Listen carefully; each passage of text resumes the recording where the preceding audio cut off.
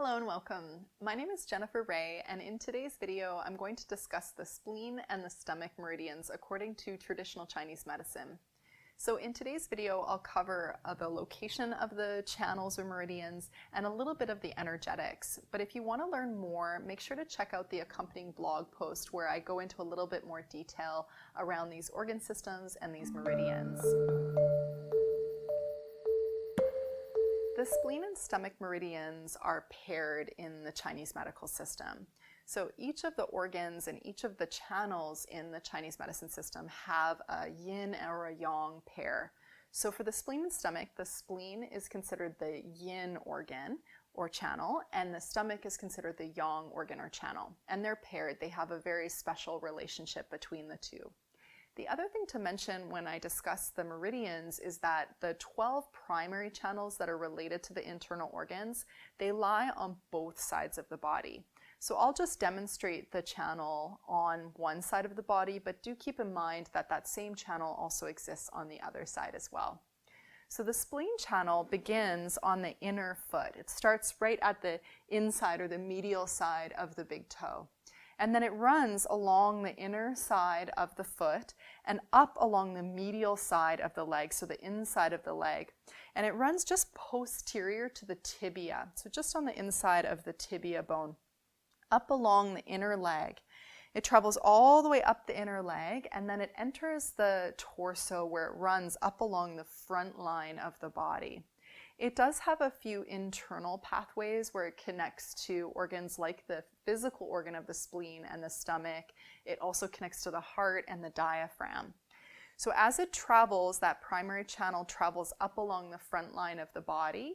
It eventually comes up near the top of the chest, and then it dips down to the 7th intercostal space, so one of the spaces of the ribs where it terminates. There are a number of points that are really helpful on the spleen channel, but I thought I would just mention one. So there's a point called Spleen 6 or Sanyinjiao, which lies on the inner leg, which is particularly important. It's a fairly common point that is used quite often. So you can find it by creating 4 finger widths like so, and you place those 4 finger widths just above the medial malleolus, so the ankle on the inside of the foot.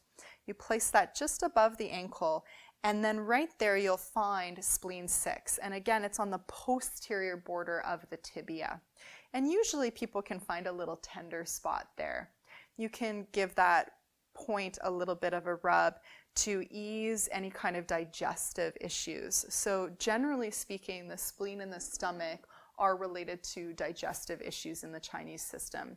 In particular, that point of spleen 6 is helpful to resolve what we call dampness in Chinese medicine. So if there's a weak digestion or the digestion's not really working very well, there can be some stagnation or deficiency at that point.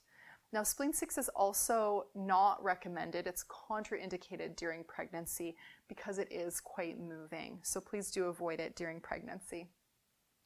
The next channel is the stomach channel. So the stomach channel begins up on the face, just below the eyes. And again, the channel, of course, is on both sides of the body. So it's just below the pupil of the eye. And it travels down the cheek and wraps around the lips and then out to the jawline. From there, it travels up to the forehead just beyond the hairline. From there, it travels internally, and then it travels along the anterior border of the SCM, along the side of the neck. Then it travels all the way down the torso, down through the torso. It kind of zigzags out at one point. It also travels internally into the inside of the body. It continues to travel all the way down the torso, and it runs along the top of the leg. So remember, the stomach is considered the yang organ and the yang channel. So it runs along the yang part of the body. It travels all the way along the top line of the leg, all the way down along the front of the leg, out to the second toe, out to the outer edge of the second toe where it terminates.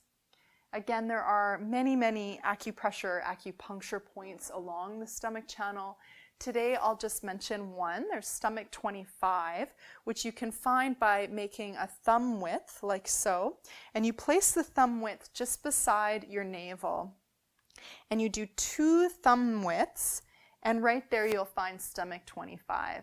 And that's a really helpful point to move stagnation in the digestion. So it's oftentimes used for constipation, for example, but any kind of stagnation in the digestive system, stomach 25 can be used.